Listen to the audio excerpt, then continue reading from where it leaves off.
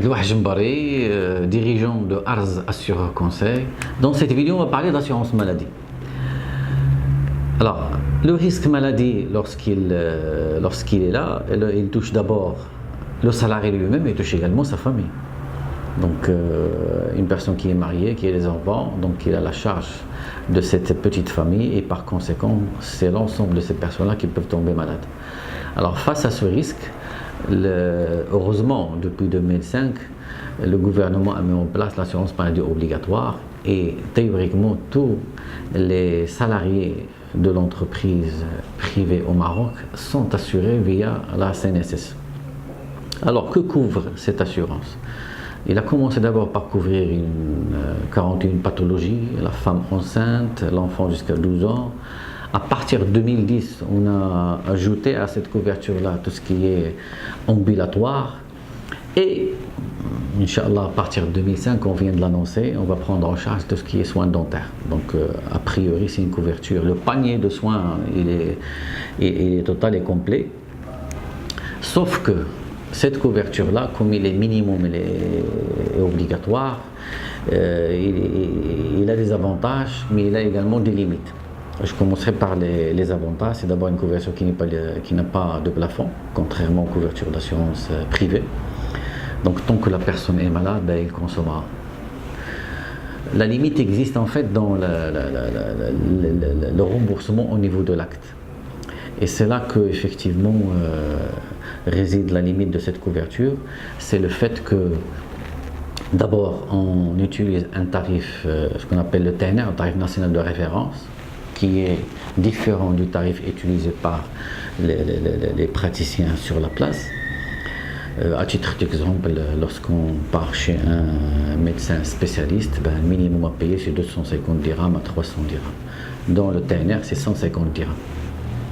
Peu importe ce que vous allez payer à votre spécialiste, à votre médecin, la CNSS vous remboursera sur la base de 150 dirhams.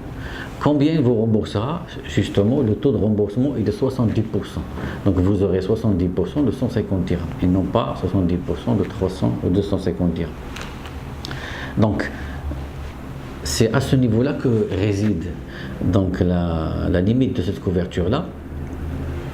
Ce qui fait que les entreprises ayant une politique de gestion de ressources humaines et cherchant à apporter une couverture un peu plus importante et plus intéressante pour le salarié, ont recours à des couvertures complémentaires auprès de compagnies d'assurance qui peuvent offrir une couverture complémentaire à la couverture CNSS, comme nous avons un certain nombre de clients chez nous via la RMA Otania qui ont pris directement la couverture d'assurance chez une compagnie d'assurance sans pour autant utiliser celle de la CNSS. En fait, pourquoi? Parce que jusqu'à présent, malheureusement, c'est un problème de gestion. Il faut déposer le dossier chez la CNSS, il faut déposer le dossier chez la compagnie d'assurance pour être remboursé d'abord chez la compagnie d'assurance parce qu'ils sont beaucoup plus rapides et attendre le remboursement au niveau de la CNSS qui a un engagement de remboursement dans un délai de 2 à 3 mois. Une problématique qui est posée aujourd'hui, c'est que pour bientôt, tout le monde passera donc à la CNSS, même le secteur privé, des gens qui sont assurés déjà chez des compagnies d'assurance. Je pense que c'est une problématique qui est posée. J'espère qu'on va pouvoir trouver des solutions pour 2015.